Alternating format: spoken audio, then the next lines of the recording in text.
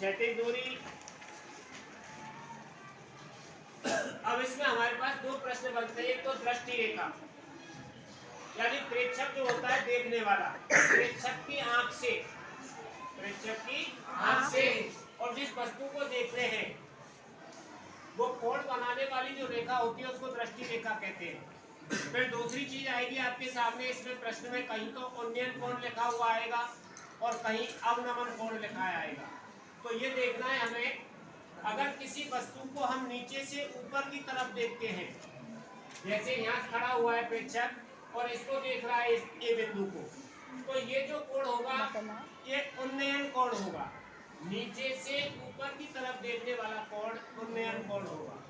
अगर प्रेक्षक यहाँ है और इस स्थान पर देखी गई वस्तु को देख रहा है, रखी गई वस्तु को देख रहा है, तो ऊपर से नीचे की तरफ जब देखते हैं तो वहाँ अवनमन कोण बनता है। ये दोनों कोण एकांतर होते हैं।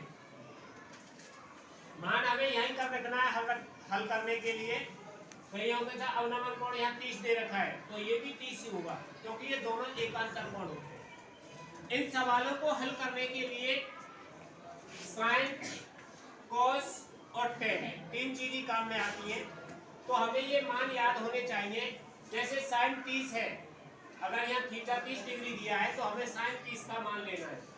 साइन 30 का मान 1/2, साइन 60 दे रखा है तो √3/2 रखना है, और साइन 45 दे रखा है तो 1/√2 रखना है, और साइन 90 दे रखा है 1।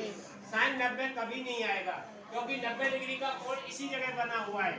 अगर यहाँ भी 90 डिग्री का कोण बन जाएगा तो वो समकोण त्रिभुज नहीं होगा, इसलिए साइन 90 आपको किसी में भी नहीं आएगा क्योंकि त्रिभुज में एक ही समकोण होता है, दो समकोण नहीं होते, इसलिए ये हमारे कभी भी काम में नहीं आएगा। इसके बाद cos 30 √3/2, cos 45 1/√2, cos 60 1/2 और cos 90 0 होता है, जो हमारे इस ऊंचाई वाले क्वेश्चनों में काम में नहीं आएगा। tan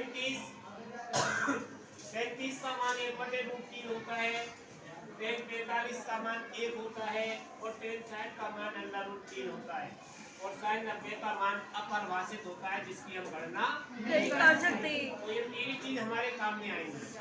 अब दूसरी चीज आपको क्या देखना है, ये क्वेश्चन दे रखा है, अगर लंब और कर्ण में से एक चीज दे रखी है दूसरी पूछी है तो साइन थीटा लगाएंगे। अगर लंब और कर्ण में से साइन लगाएंगे, और आधार और कर्ण में से एक दे रखा है दूसरा पूछा है तो cos थीटा का प्रयोग करेंगे।